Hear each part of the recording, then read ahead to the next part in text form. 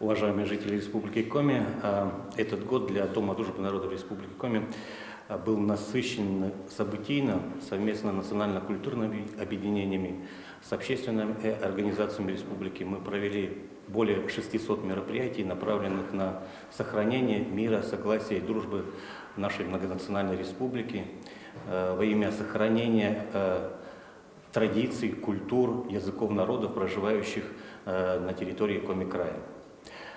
Приятно, что некоторые такие крупные фестивали, как «Венок дружбы», «Диалог культур», «Варежка дружбы» вышли на всероссийский уровень. И опыт работы Дома дружбы Республики Коми отметили на федеральном уровне.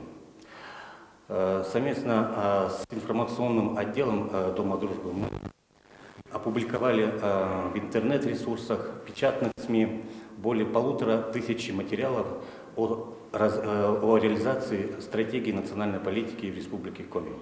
Приятно отметить, что в этом году мы более активно работали с молодежью национально-культурных объединений.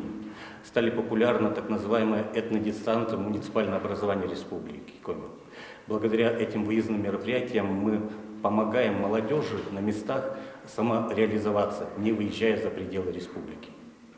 Говоря же об общественной работе, надо сказать, что этот год для общественников и для власти был непростым в решении задач, которые направлены без привлечения на благо и сохранение нашего региона и отчизны в целом.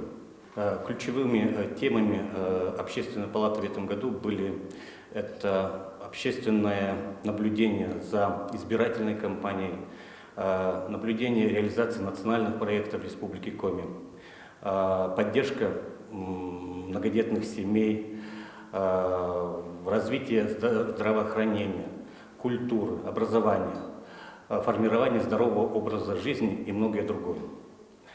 Стало доброй практикой заключать в Общественной палате соглашение о сотрудничестве с министерствами и ведомствами Республики Коми, с общественными советами, общественными организациями региона, благодаря которым мы реализовали в этом году довольно много интересных, масштабных и разноформатных проектов.